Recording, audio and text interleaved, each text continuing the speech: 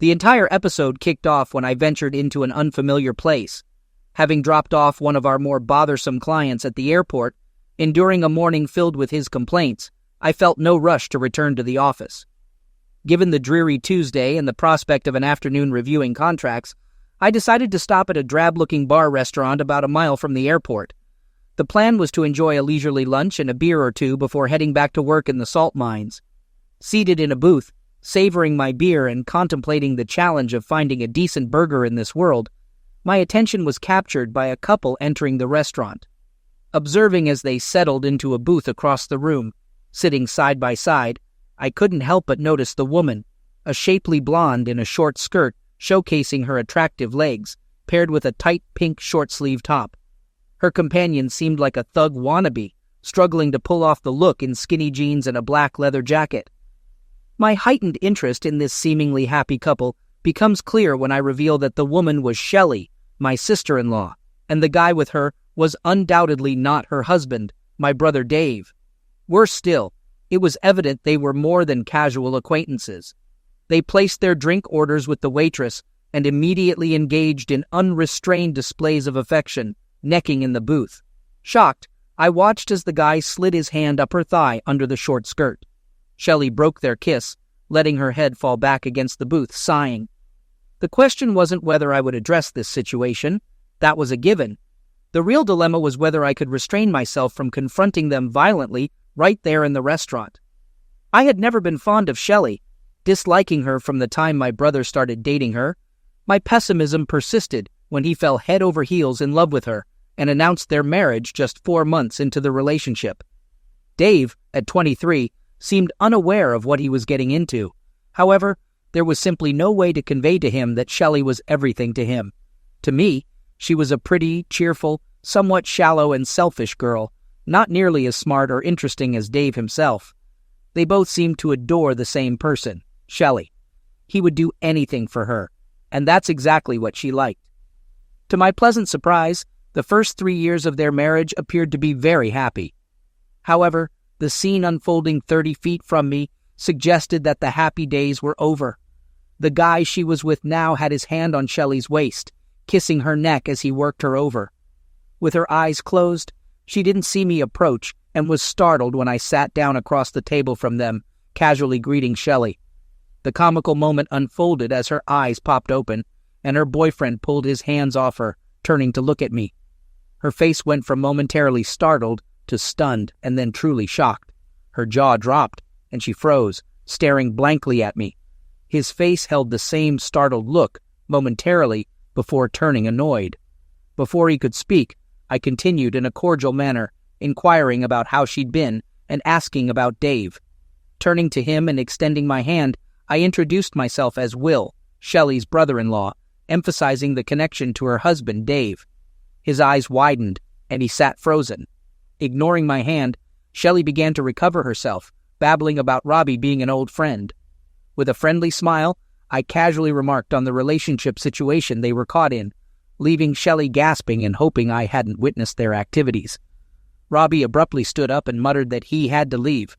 Without even a glance back at Shelley, he walked swiftly out of the restaurant.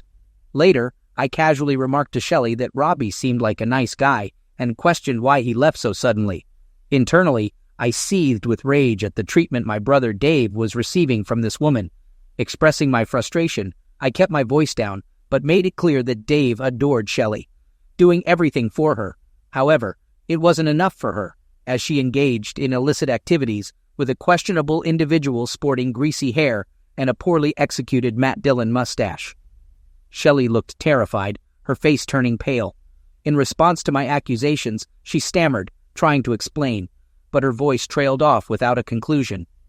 After observing her for a minute, I unleashed my anger, expressing disappointment at her actions. I questioned how long this had been going on and how many others she was involved with. Shelley pleaded, grabbing my hand desperately, and begged me not to tell Dave. Despite her pleas, I considered informing my brother about his wife's infidelity. I questioned whether he deserved to know the truth about the person he was married to. Shelley was either incredibly naive or too stunned to think clearly. I pulled my hand free, contemplating whether I should reveal the painful truth to Dave. Her eyes were wild, and she seemed to be thinking frantically. I sat back with a smile, curious about what she would offer to keep me silent. Shelley, after some contemplation, changed her expression. She pleaded with me not to tell Dave, promising to reveal the entire story. According to her, she claimed that another woman, someone I was involved with, was cheating on me. I laughed at the seemingly far-fetched revelation. Shelley looked at me steadily, insisting that she wasn't kidding. According to her, the other woman had been seeing a guy from the health club for at least a couple of weeks. This certainty unsettled me, even though I knew it to be impossible. We had been together for 7 happy years of marriage and a decade overall. She was devoted, sensible, kind, thoughtful, and the most honest person I knew. She loved me, and I was sure of it, just as sure as I was of my own love for her. Shelley leaned forward, sensing my confusion. She claimed to be telling the truth, mentioning that the other woman had confided in her about the affair the previous week. I scrutinized her face, trying to gather my thoughts.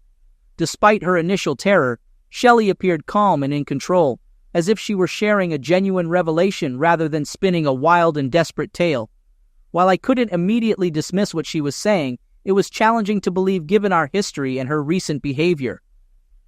Seated at the dinner table, my gaze returned to Shelley, who seemed to be anticipating my next move. Although I didn't reveal it to her, concealing her infidelity from Dave was not an option. I needed to uncover the truth about him. I spoke slowly, suggesting that perhaps we could reach an agreement. After some contemplation, I expressed my unwillingness to let Anne deceive me. I proposed that if Shelley could help me gather information about Anne's actions, I wouldn't disclose what I had witnessed that afternoon to Dave. However, I laid down a condition. She had to swear not to see Robbie or any other man besides Dave. Relief washed over her face as she swore to comply.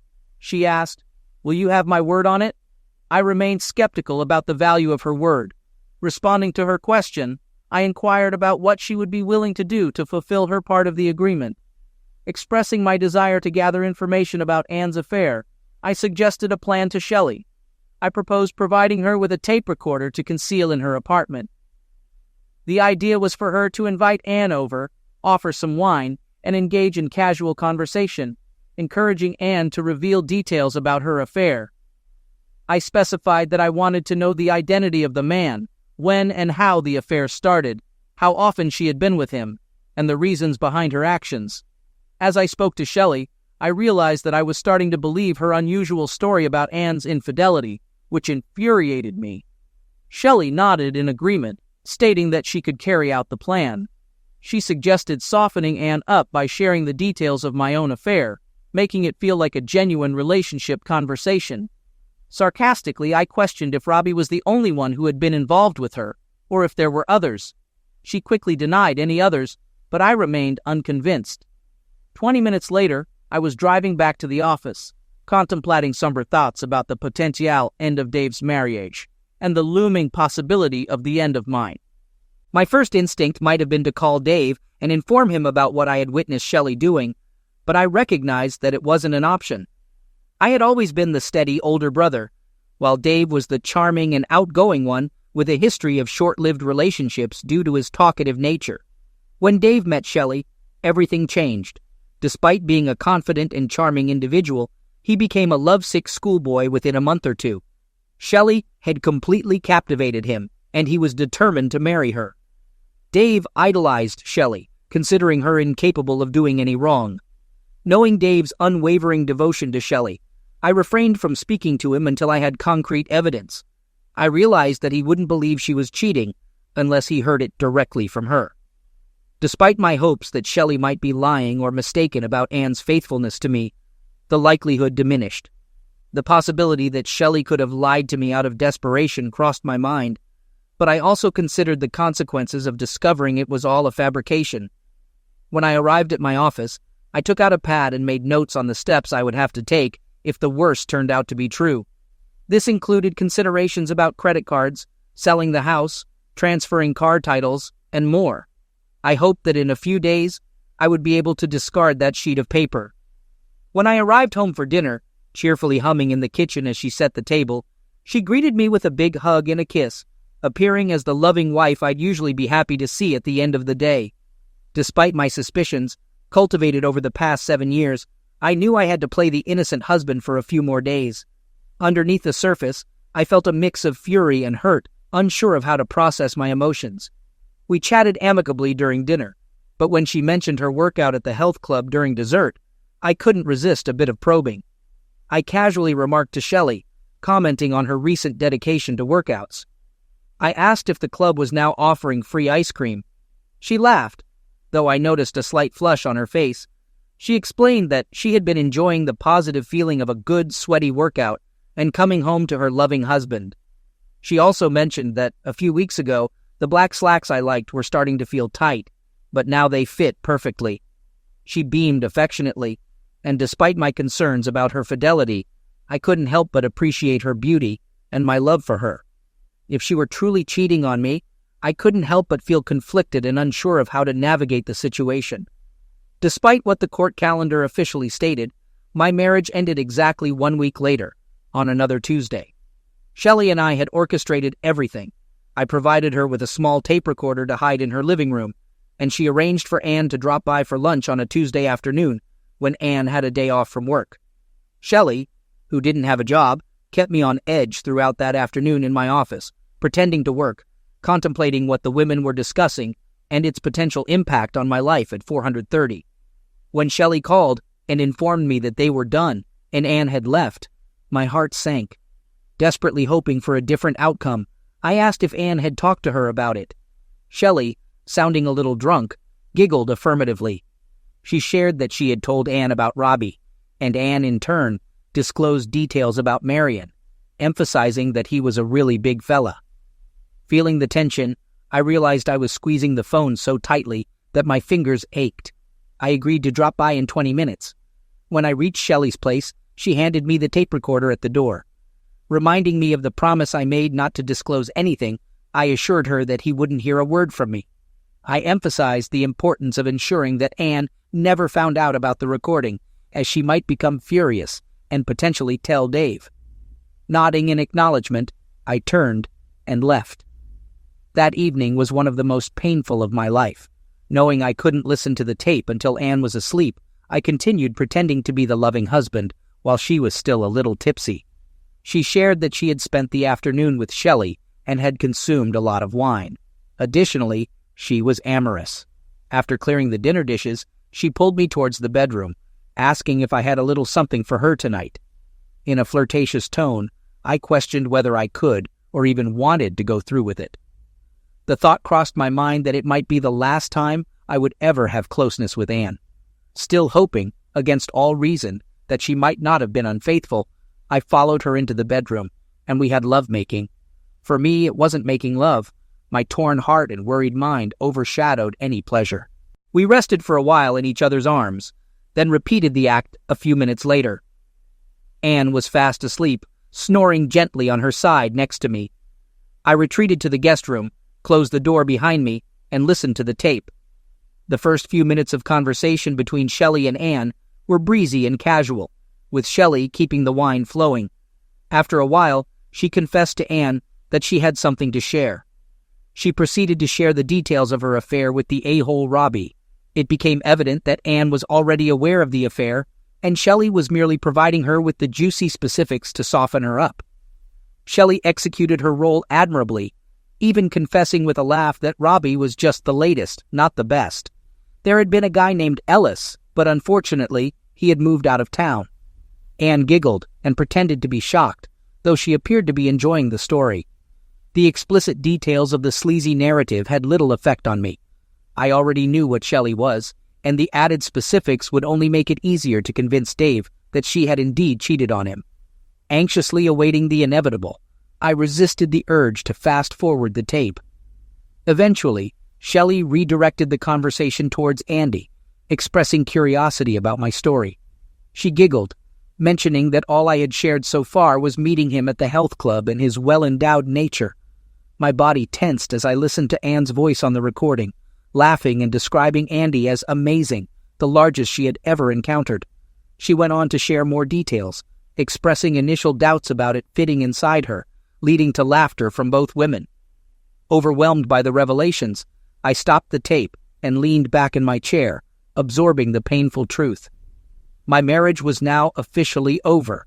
Did I even want to hear the rest? I considered letting my lawyer listen to it. After some thought, I switched the machine back on. It was time to face the entire story, confront the anger and pain, and begin the process of figuring out what the rest of my life would look like. Shelley inquired about the beginning of the affair, asking how it started. Anne responded, explaining that she never meant to cheat on me and felt terrible about it. She mentioned our happiness together and expressed her disbelief in engaging in infidelity. She attributed it to having a bad case of BDF, which she found amusing. Laughing, Anne heard Shelley ask about BDF, and she promised to explain after having more wine. Anne continued, sharing that she had been going to the health club for a couple of years to avoid getting saggy and to maintain my interest. A few months ago, she started noticing a new trainer named Marion, describing him as hot with broad shoulders and amazing muscles. She mentioned his flirtatious behavior with women and recalled witnessing him talking quietly with Patty McAllister, a former colleague.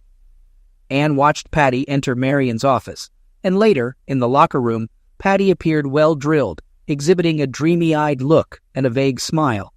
I greeted Patty and noticed her happy demeanor.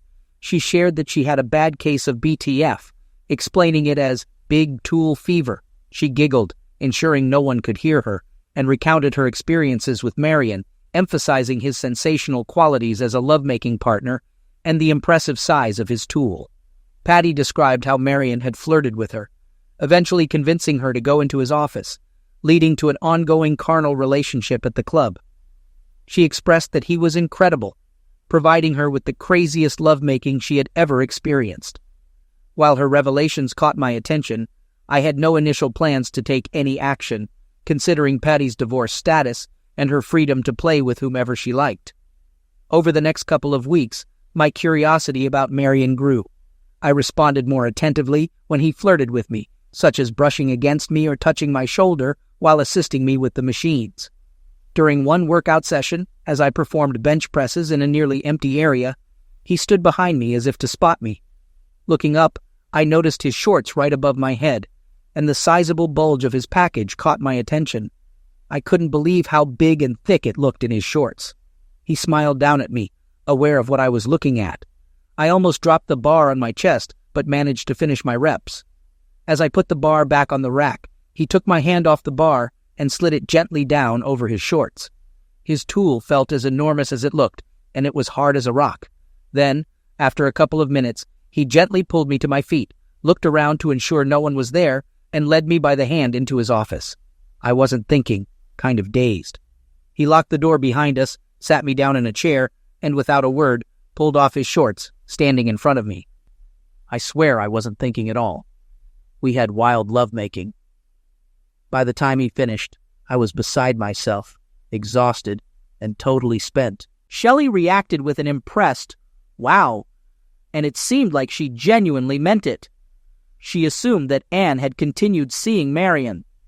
Anne explained that after the encounter in Marion's office, she had drifted into the shower, feeling dreamy and weak in the knees. Wiped out, she cleaned up and went home, overwhelmed by guilt and fear of being discovered by me. Surprisingly, I didn't suspect anything that night, and it seemed normal. Despite my desire for closeness, she made an excuse, fearing I might notice a change. The following night, she mentioned giving me the full treatment, engaging in closeness until I couldn't continue. Anne admitted staying away from the gym for 2 weeks following the incident. I just knew I couldn't be anywhere near Marion without being tempted again. Finally, I told myself it had been a one-time thing. I was a grown woman with a wonderful husband, and I could resist him. So I started going back. And the first couple of times it was fine. Marion winked at me and flirted a little, but he left me alone. And I thought, this is okay. I'm over this. And I relaxed my guard a little. Then about a week after that, he caught me again at the bench, and the room was empty. And he got my hand on his tool, and in no time, you were back in his office. Shelley finished her sentence, expressing how much better it was. Anne, speaking somewhat dreamily, struggled to describe the experience. She conveyed her deep love for closeness with me, emphasizing our satisfaction in each other. Anne confessed that she had never been tempted to fool around before, even with a flirtatious coworker named Alex. Despite his success with other girls, Anne had remained uninterested. However, with Marion, she felt as though she had never experienced such pleasure before. Giggling, Anne acknowledged the absurdity of sharing such details, emphasizing that there was nothing particularly special about Marion. She clarified that she had no interest in him as a person or a lover. It was solely about the physical aspect. She referred to it as God's gift, prompting laughter from both her and Shelley. I listened to the two of them and felt the anger coursing in my veins. I sat through the rest of the tape, but there wasn't much more. Once he'd had lovemaking with her a second time, he gave up all attempts to resist. She'd been with him 2 to 3 times a week for nearly a month, and there was no sign she was ready to stop. In fact, she said that she'd been enjoying lovemaking with me more lately as well, perhaps because her secret was kind of a turn-on. It was clear that her BTF had overcome whatever guilt she might be feeling about betraying me. Me, the love of her life, her husband of 7 years, the man who was completely devoted to her, and who still remembered what forsaking all others was supposed to mean. It took a while to think through my plans, and it was 02:30 a.m. By the time I went to sleep in the guest room, I was done seeing and sleeping next to her, or even talking to her. I slipped into the bedroom and got clothes for the next day without waking her. At 06:30 a.m., I was up and out the door. I left a brief and cold note, trying not to reveal anything, stating that Anne had an early meeting due to my call. Apologizing for forgetting to mention it, I made 2 copies of the tape last night at the office. By 8:30, I was on the phone with my best friend from college, who worked at a downtown law firm. I requested a favor, asking him to arrange an hour with the meanest and most bloodthirsty divorce lawyer in his firm. There was a moment of silence, and he expressed shock, apologizing for the situation. After a brief conversation, Eddie showed me into the office of Margaret Adamson, a lead partner in his firm, known for her intimidating presence. Eddie had described her as someone even sharks would avoid in the ocean. Margaret's look and handshake confirmed that she meant business, and I was already relieved that she would be representing me rather than Anne. I played Margaret and Eddie part of the tape. After hearing the initial moments, Margaret instructed her assistant to hold her calls, and we listened to the rest. When it concluded, we sat in silence for a minute. Margaret then straightforwardly asked, "Okay, what do you want?" Expressing my desire for a divorce due to infidelity, I emphasized avoiding the cliché of irreconcilable differences. I mentioned being reasonable about our savings, but insisted on keeping the house. Additionally, I wanted Anne to revert to her maiden name, as I believed she no longer deserved to be Mrs. Will Harris. Margaret nodded, studying me intently, and then requested a brief break with Eddie to discuss the legal details. Within 5 minutes, I was back in Margaret's office, and she was ready to proceed. She assured me that the divorce would likely proceed smoothly with Anne accepting the terms. However, she mentioned that the tape would be inadmissible since Anne was unaware of its recording. I grimaced and disclosed the complication involving my sister-in-law Shelley's infidelity, her offer to help, and the content of the first part of the tape. I explained my intention to inform my brother, acknowledging that he would be devastated. Half ironically, I suggested Margaret consider handling my brother's divorce as well. She looked at Eddie and then back at me. We started by listening to Shelley's part of the tape, and after another huddle between Margaret and Eddie, she remarked, "Quite a pair of wives you two picked." Seeing my reaction, she apologized, acknowledging it was inappropriate. Margaret then outlined the situation, stating that the tape might not be admissible against Anne due to her unawareness, but Shelley could be subpoenaed to testify about what Anne told her. It shouldn't make much difference. Once Anne's attorney hears the tape, he won't be in much position to fight. In your brother Dave's case, the tape is admissible because Shelley knew she was being recorded, so she's got no defense whatsoever. That divorce will be easy as long as he's not totally unreasonable. Then there's the health club. We can sue both them and Marion. Marion won't have much money, presumably, but Eddie and I can pretty much guarantee you a nice big check from the club somewhere in the high 6 figures to $1.5 million. The tape could be used in a civil lawsuit, and there's no way in hell they would ever let this get into the newspapers. Think of all the husbands who'd be canceling their wives' club memberships." She laughed briefly, maintaining a somewhat intimidating demeanor. Margaret assured that she would initiate the divorce documents, and Eddie escorted me out of the office. He expressed his apologies, assuring me that Margaret would fulfill my requests. Despite feeling terrible about the situation, I tried to smile and reassured him, saying, "It's okay, Eddie. This just means you and I will have more time to play tennis together." I expressed my gratitude, thanked him, and left. The rest of the day I submerged myself in details. I arranged a locksmith to meet me at the house at 4:30. I made a dinner date with Dave so I wouldn't be around when Anne came home. I cut off her credit cards and arranged separate accounts for our money. And I wrote her a note. It took several tries. Not easy to say goodbye to the love of your life, even under these circumstances. When I finally finished it, I put it in an envelope, wrote Anne's name on the front, and took it home. The locksmith finished by about 5:15. I had a beer, sitting by myself quietly in the kitchen. Then I taped the note to the outside of the front door, locked it, and left. I knew Anne would be home between 6 and 6:30. I idly wondered what she'd do first. Try the door and find her key. Didn't work or read the note. Our marriage is over. Now you'll be free to play around all you want with Marion and his big tool. I've had the locks changed. If you want to get your clothing and personal things, call my attorney. I left Margaret's name and number. She'll arrange for you to have supervised access to the house. When I'm not here, I won't be talking to you again. You broke my heart. I loved you as much as any man can love a woman, and I looked forward to our growing old together.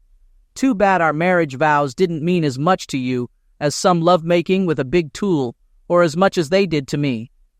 When Dave joined me for dinner, he immediately sensed that something was amiss. After placing our orders, I took a deep breath and disclosed that Anne had been cheating on me, and I was planning to divorce her. His reaction was evident, staring at me with an open mouth, a sight I hadn't witnessed before. He expressed shock, exclaiming, "Oh my God, Will! My God, Anne! Are you sure?" Realizing the obvious, he apologized, acknowledging it as a foolish question. He could see the truth in my expression and asked if I wanted to talk about it. I did, sharing my hurt and despair with my best friend over dinner. The beers provided some comfort, but having Dave's unwavering support meant even more. Towards the end of the meal, I revealed another aspect, mentioning that there's one part of it I haven't told him. Shelley is the one who got me proof. She taped a conversation of her and Anne talking, and Anne told her the whole sorry business. Dave looked at me sympathetically, expressing his sorrow. He added that he hoped it wouldn't make me angry, but he felt lucky to have a fantastic wife like Shelley. He mentioned that he's not surprised she helped me, as she has always liked me. He acknowledged that I haven't always approved of her, but began praising her. I couldn't bear to hear more praise for Shelley, especially considering the circumstances. I interrupted him, saying, "Listen, Dave, wait. Don't say anything else. Let me pay the bill, and I need you to come back to the house with me." A note with Will written on it in a flowery handwriting was found under the screen door. Without reading it, I dropped the note on the hall table and ushered him into the guest room. I communicated the seriousness of the situation to Dave, expressing my love for him and emphasizing our friendship. He responded with a wary look, not accustomed to such conversations. I urged him to listen to a tape recorded by Shelley, instructing him to stay seated while I went to another room. Rewinding the tape to the beginning, I pushed the tape recorder toward him and left. In the subsequent moments, I heard quiet murmurs from the tape, followed by a crash. Dave, seemingly agitated, paced around while the tape continued to play until it fell into silence. Upon entering the kitchen, Dave confronted me with intense anger, accusing me of relishing in the knowledge about Shelley and deliberately keeping it from him. He berated me for allowing him to praise her without revealing the truth. He insisted that I must be enjoying the situation, accusing me of harboring a long-standing dislike for Shelley. In response, I stood up and raised my voice, questioning what I had just discovered about him. My glare intensified, and gradually Dave's demeanor softened. His shoulders slumped, fists unclenched, and he sat down at the table, resembling an old man. After a moment, he apologized, saying, "Sorry, Will. I know you're hurting just like I am. It's just you obviously knew about this." "Why didn't you tell me, Dave?" I said as gently as I could. "You know how you were about Shelley. You would never have believed me. Remember that fight we had when I criticized something she'd said to Mom? I found out about Shelley a week ago, and I knew that I couldn't possibly tell you. You had to hear it for yourself. I only got the tape from her yesterday. The two of us emptied a few beer bottles while I told Dave the whole story. I began with seeing Shelley and Robbie at the restaurant, then the deal she offered me, the making of the tape, and my conversation with Margaret Adamson. She's handling my divorce, and she'll be happy to represent you too if you want. Our cases are pretty much a shoo-in, she says. We talked late into the night, and then Dave crashed in my guest room. He didn't have the heart to face Shelley. The phone rang several times, but we didn't answer it. And finally, I just left it off the hook. A few days went by, and then a few weeks, and kept calling for a while, leaving me messages of her crying and begging to talk to me. But I didn't answer or call her back. I just didn't see any reason to talk to her. She tried finding me at work, but I'd asked our receptionist to tip me off, and I ducked out of my office each time she showed up. A couple of times I saw her car parked in front of the house when I came home from work, so I just drove right by and stayed away for a couple of hours until she left. Margaret Adamson did her work beautifully. The divorce papers were served. She fought through all the legal maneuvers that Inn's lawyer tried to pull, and a court date was set. In his initial conversations with Margaret, he claimed that no infidelity had taken place. Once she sent him a copy of the tape, we stopped hearing that line. Instead, he pointed out that the tape was inadmissible. Margaret didn't even dignify that one with a response. She just sat tight. And as the court date approached, Anne's lawyer finally called Margaret to ask for a settlement conference. The day after listening to the tape, Dave moved out of his apartment with Shelley and into my guest room. He drove over and watched the place until she went out, then called me. The two of us packed up everything he wanted and got out of there in less than 2 hours. He told me, "I don't want to see her. I don't want to hear a word she has to say. I just want to get the hell away from her." His eyes started to tear up, and I turned away. Was it a good thing or a bad thing that I knew just how he felt? Shelley left me a couple of angry, cursing messages at home, a nice counterpoint to Anne's remorseful ones. After a day or two, I started screening the messages, deleting any from Shelley and as soon as I heard their voices, Shelley called Dave at work and sent him letters. But he never responded to them. Margaret was handling his divorce too, and he and I just sat back and let her run the show. To my amazement, the lawsuits against Marion and the health club were resolved first. The one against Marion never went anywhere. He disappeared one day and left no forwarding address. But the health club, eager to avoid negative publicity, just as Margaret had predicted, reached a $1.1 million settlement. I signed a pledge of confidentiality and walked away with the largest check I'd ever seen in less than 10 weeks. My brother was a rock, and I guess I was for him too. We lived like two bachelors, going out to eat a lot, taking in a ball game from time to time, or just sitting around and talking over a few beers. We talked about, and then Shelley, about our lives with them, about how many great women there were out there just waiting for us. It wasn't easy to believe that last bit, and yet we were really able to help each other. I could see as plain as day that there wasn't a thing wrong with Dave that led to Shelley's behavior. She was simply a selfish strumpet. Likewise, Dave reassured me that Inch cheating wasn't a reflection on me, just an indication of how screwed up SG was. Neither of us probably believed the other one all that much, but it still helped to hear it. Dave was divorced first, as it turned out.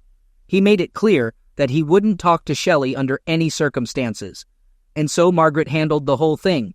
She told him that Shelley had fought for more money at first, but that with the tape, she didn't have a leg to stand on. I went into the office with him the day he had to sign the papers. Shelley had already signed them. He smiled grimly, shook Margaret's hand, and thanked her, and then went off to the men's room.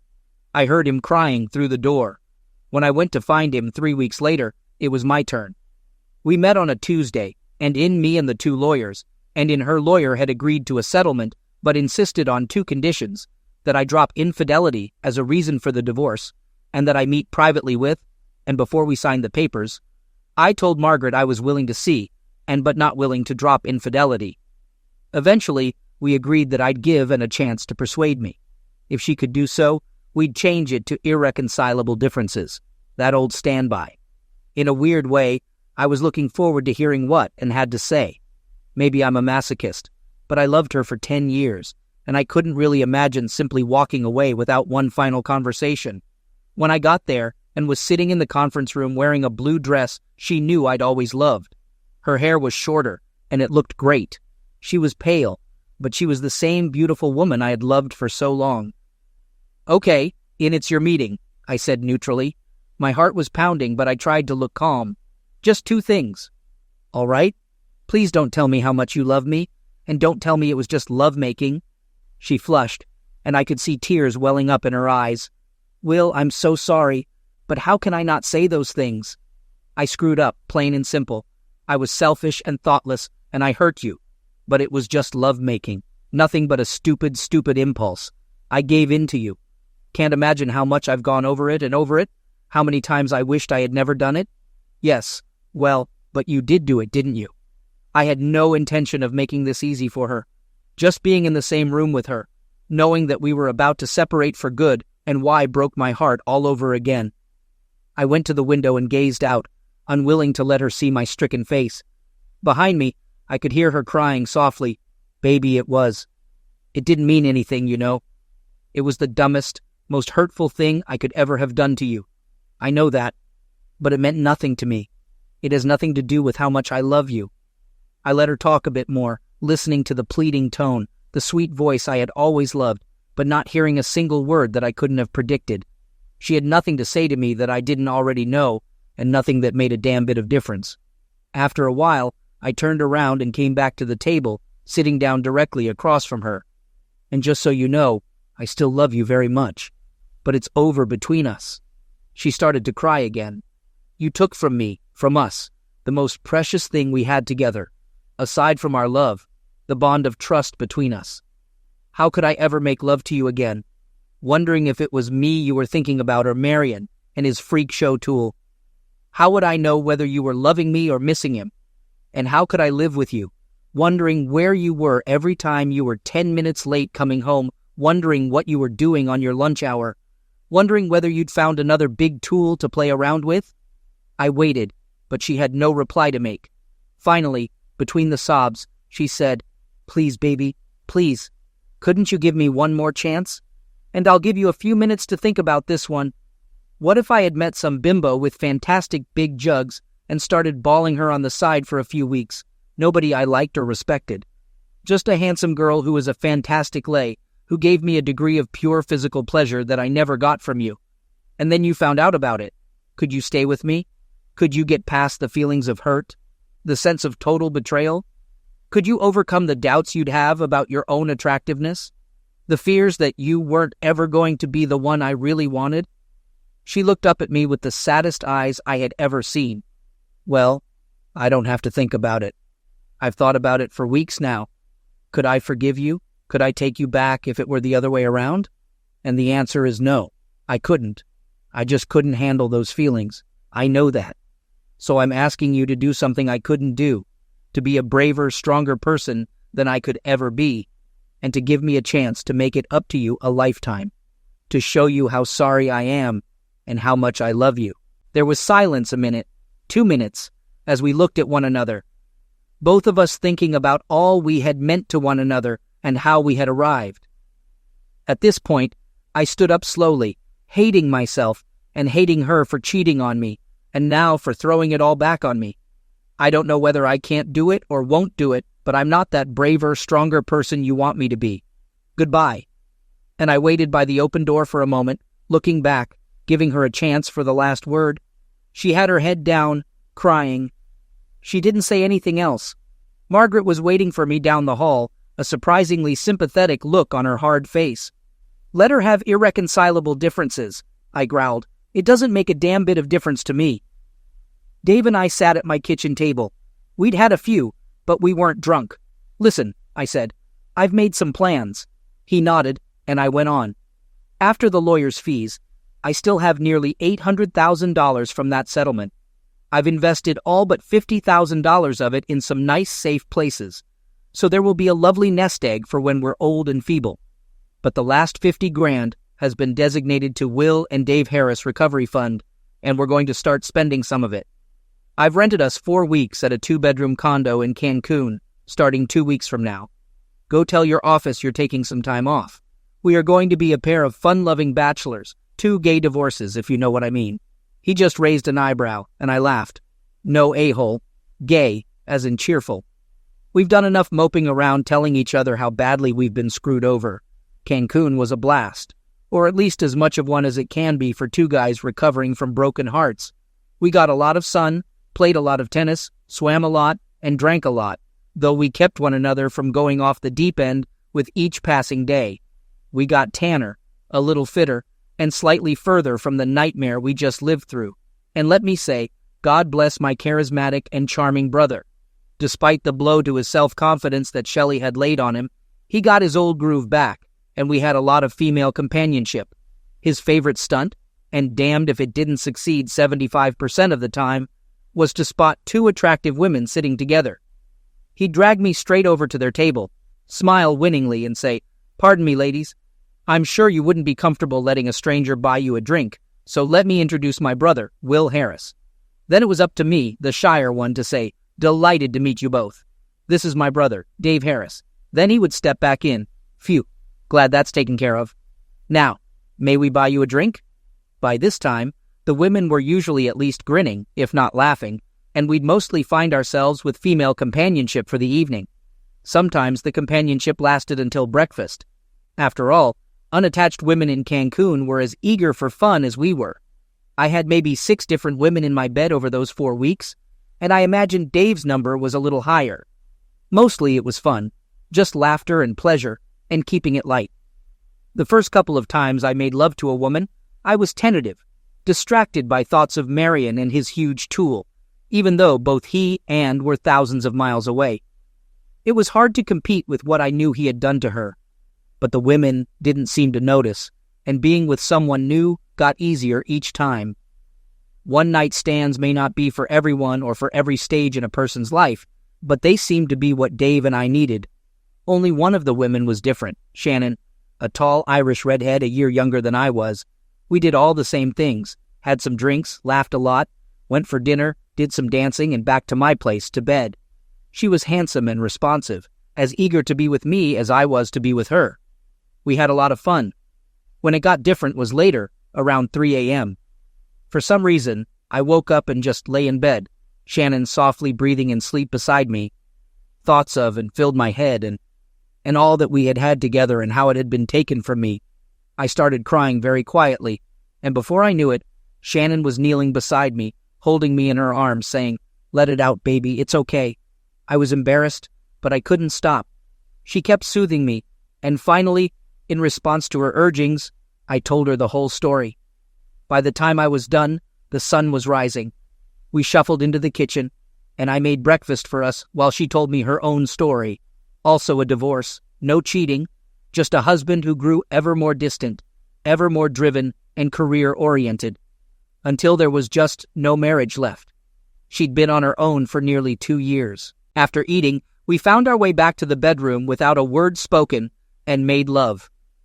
The night before had been screwing, fun, exciting, friendly, but just lovemaking. This time, we looked into each other's eyes, murmured tenderly, and found a very different level of closeness. My one-night stand with Shannon turned into 4 wonderful nights. In the afternoon, she left. My brother Dave was a little worried about me, I think. Urging me to meet new ladies, he mentioned it was time to move on. I acknowledged that one was special. He agreed, saying he liked her too. However, he reminded me that she had gone home, and we still had 10 more days to spend down here. He dragged me off to the tennis court, then the pool, and by that evening, we were chatting with 2 secretaries from San Francisco on their very first trip outside the United States. That night, they slept in their own hotel room, but the next afternoon, Barbara joined me in my room for her first ever experience on foreign soil. Dave and I went out for dinner at a steak place we both liked. It had been 8 months since Cancun. Dave had long since found a terrific apartment he liked, but we still spent a lot of time together. Just after we ordered, Dave leaned forward and mentioned quietly that across the room, 2 couples had just sat down, and one of them was her, with some guy. I appreciated the warning, and despite my sudden thumping heart, I waited a few seconds before casually turning around to look across the dance floor. She had already spotted us and was looking steadily over at me. I gave her a friendly, non-committal smile and a wave, and she smiled back. Then, I forced myself to turn around and chat some more with my brother. He inquired if this was the first time I had seen her since the divorce, and I nodded. I admitted that I didn't think I'd have this much of a reaction, but the surprise had something to do with it. I suggested to Dave that he do me a favor. Let's enjoy our dinner and not tell me anything about what she's doing over there, how she looks. I didn't want to know. Dave agreed, saying that it's fine, and then he launched into a funny story about a coworker who had been flirting with him for a couple of weeks. While he wasn't terribly interested in her, he was enjoying the game. While enjoying our coffees and casually observing the dancing couples, I felt a hand on my shoulder and heard that familiar voice inquiring about my well-being. Rising from my seat, I gazed into Anne's eyes and offered a greeting, once again caught off guard. She suggested a dance for old time's sake, and I agreed willingly. As we danced, memories flooded back. Her warmth in my arms, her beauty, and the nostalgia for happier times. Amidst discussing mundane topics like our jobs and the weather, we eventually lapsed into silence. Lost in the emotions of holding her again, I reflected on the dances we shared and the realization that those moments were now memories.